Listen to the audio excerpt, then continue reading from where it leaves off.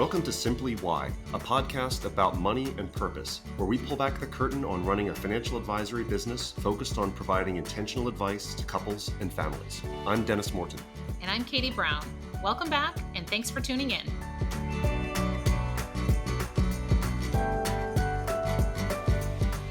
This is a good topic. I like this one. We've already discovered we approach this from two different angles a little bit, but we're going to talk about transparency today.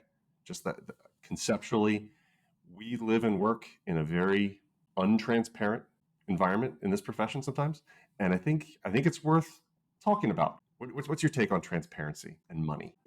In order to be successful, feel confident in the decisions that you're making, there has to be transparency. And our industry does struggle with what that looks like, but we know the pitfalls for when it's not there. Where does that show up? I mean, it's a lot of places, but where do you think it shows up most consequentially for our clients? I think it shows up in conflicts of interest.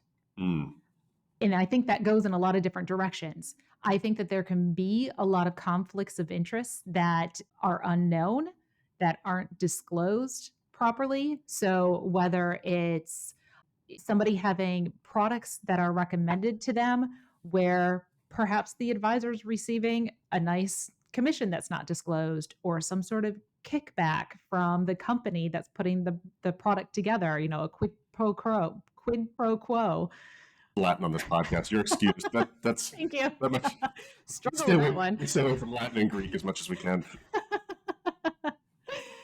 But if there's an existing relationship in some way that may influence where that recommendation is coming from, and if that conflict is not disclosed, then the client may end up with something that's maybe not in their best interest or not helping them to accomplish the things that they are trying to accomplish. To be clear, there are disclosures. In fact, there are a ton of disclosures. And sometimes our clients will say, why am I getting all these papers? Because that's what passes for transparency sometimes in finance, is reams of disclosures where you can't figure out which end is up. Who's getting paid what and when and how, and who are the parties involved? And they say, we want more transparency, we want more regulation. And it just turns into more confusion and more paperwork. And I don't know which end is up. No, you're exactly right. It's that ceiling of complexity, almost like there's too much to look at. So I'm just not going to look at it all, at any of it. And that does come up because we're trained that whatever piece of information is over here, it's going to be followed by 10 pages of something else. But I think that there's a responsibility of advisors to verbalize some of the conflicts that may exist in our firm. So we are a registered investment advisory firm, meaning we're held to the fiduciary standard. We put our clients' best interests first. We are required to disclose any conflicts. And we have all of our regulatory documents that we file and that we give to our clients to disclose any conflicts. One of the biggest conflicts that we have in our firm is that we are also life insurance agents. And where appropriate, we may make a recommendation to purchase life insurance. I know that at the onset of relationships, and Dennis, I think you do this too, and other advisors in our office do this too, I'll go through our documents and say, hey, I'm going to highlight for you where the biggest possible conflict may come up. Yep. And I'm going to talk you through where our recommendations come through. We're going to look at pros and cons, but just know this could be a potential conflict that I want to make sure I'm disclosing. I think there's a responsibility of advisors to highlight those things that may pop up for clients, or if you do have a recommendation, let them know. I just think that's important to go above and beyond the 10 pages of jargon that they just might get. You're exactly right to highlight at the inception of a relationship with your advisor. The transparency is really important. How does it start with transparency, and how does that continue? Like, how do we make sure that throughout the relationship, transparency is kind of part of the culture of your advisory relationship? Not always the case. It depends on, how you're invested, how you're doing the planning, where the incentives lie. I think there's a lot of follow through. It's not a one and done. Like, here's my disclosures, now we're off to the races. Right. I think it has to be embedded into the culture. Like, if you think about a culture, maybe that's rooted in education. Step away from the jargon, or try to break down the jargon, because there's going to be pieces out there. And so to say, you might be hearing X, which might sound totally confusing. So, whether it's price to earnings valuations. Okay, what does that mean? Or yield curves. Like, what does that mean? I'm just throwing some things out there. But I think if you have a culture that's rooted in education, then you're breaking down the pieces of what you're doing and why something makes sense in an understandable way. I think you naturally provide more information on this might work for this reason, or this could be the downside for this reason. And it's kind of educationally based. I think that if you have an advisor that's unwilling to give that education or really kind of hangs their hat on the jargon, that's a little bit of a red flag because things can be hidden then behind that jargon.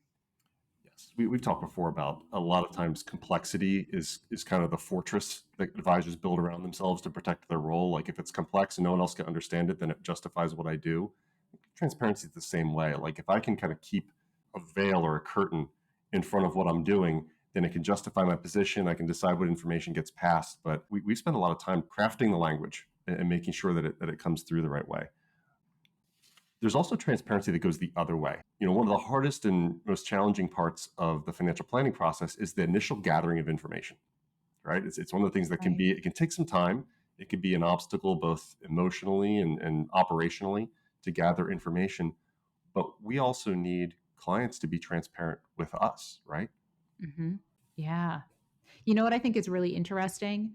Because we have had occasions where you can see there's something withheld in a client relationship. And every once in a while, they might mention it. Like we'll go through a whole financial plan. And then at the end, they'll be like, yeah, and then I have my play money over here. That's another $100,000 kind of sitting over here and, some stocks I play with. Like, okay. Right. That's good to know. It would be really great to make sure that we're including everything in the big picture. You can have your play money. We'd love to know how you think about it, and we'd love to know like how you think it fits into the picture. And let's make sure that we're accounting for that in whatever way makes sense for you. That's great.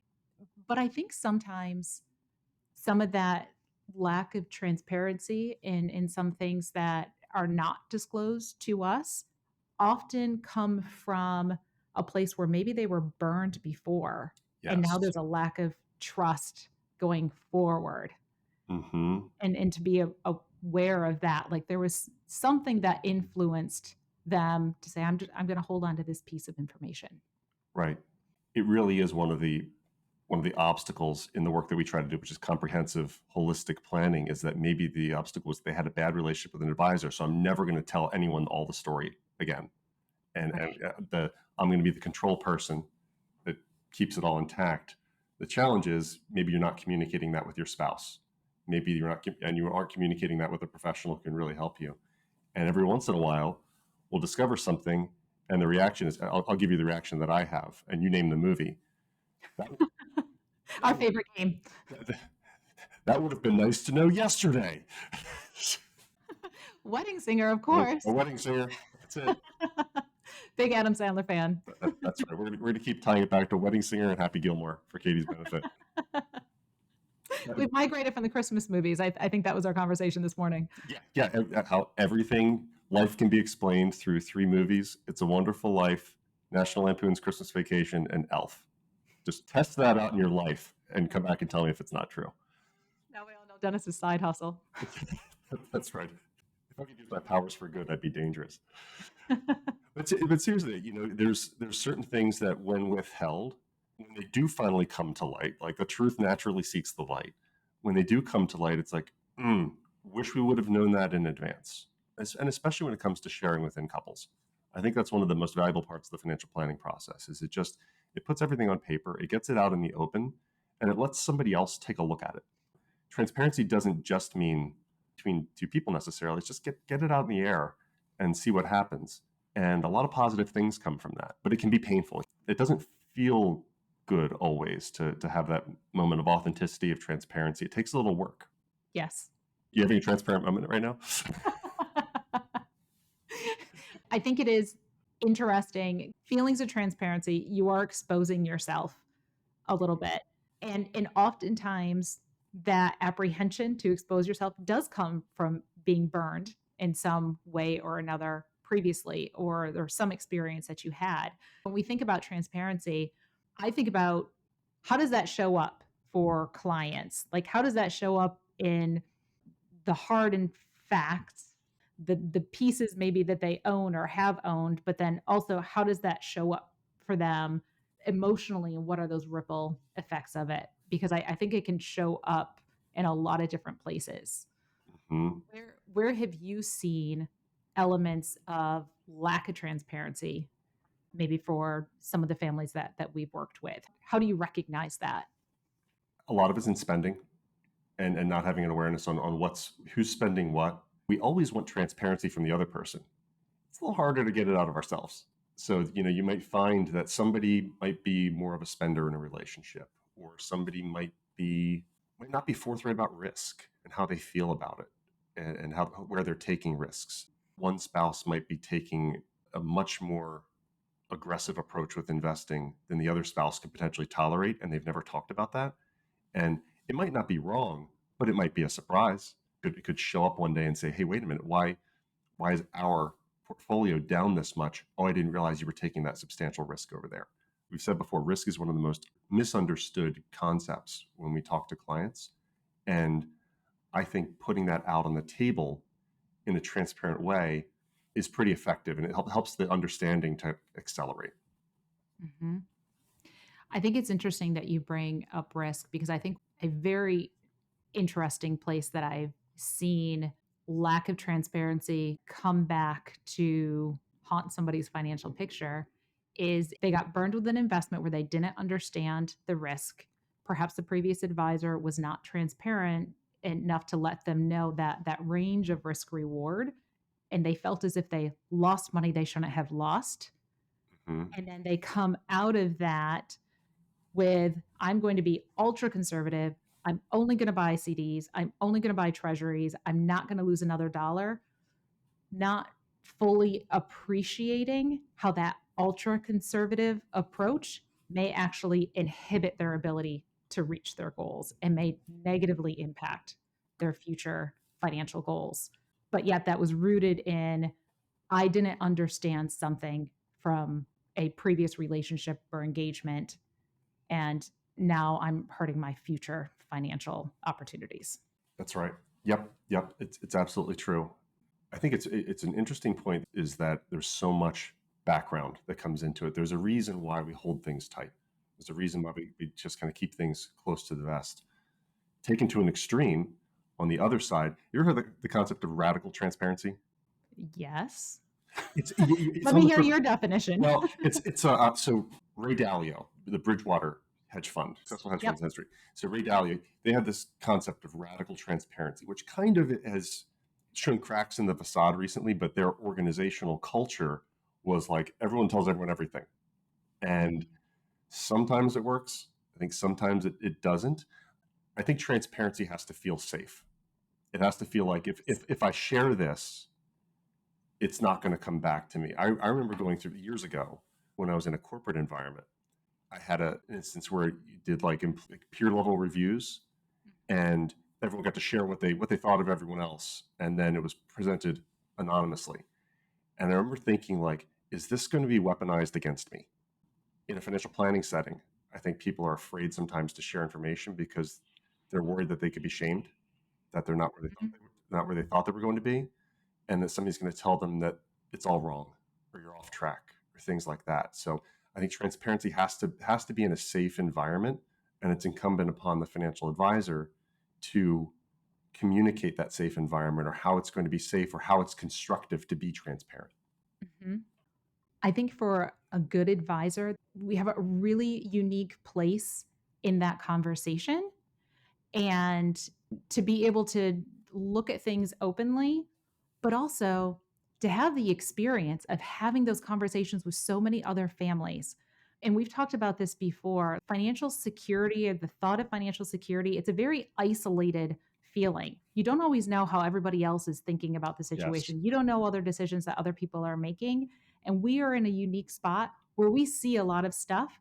And almost every single time a client comes in with almost that fear of, did I do enough? Did I make a mistake? Did I make a wrong decision? There are 1,000 other families that have Yes. made similar decisions and are in a similar place and have similar concerns and worries. I don't dwell or focus on the things that necessarily have happened outside of understanding how that influences what happens going forward. I love looking at it from the fresh perspective of this is where you want to get to, regardless of what's happened there. Let's make sure that we're putting the pieces in place so that your future trajectory looks as strong as it can be. I think that's a great way to wrap up today, Katie, because transparency is a fundamental strength of any relationship. It builds trust, and the more it's fostered in the beginning, it just sets up the whole relationship for success. I agree. Great conversation today. These are the things that we love to talk about. And if anybody ever has any questions around whether or not they are receiving the transparency that they should from their advisor, or even stumbling blocks for how do I become more transparent with my spouse, my family around the financial picture, please feel free to reach out to us. Until next time. Thanks for tuning in to this episode of Simply Why, a podcast about money and purpose. We hope you enjoyed getting to know us, how we approach leading a financial advisory practice, and the work we do every day to help families and couples make important financial decisions. Morton Brown Family Wealth is an SEC-registered investment advisor. This podcast is designed for educational and informational purposes and not intended as investment advice. More information can be found at www.mortonbrownfw.com.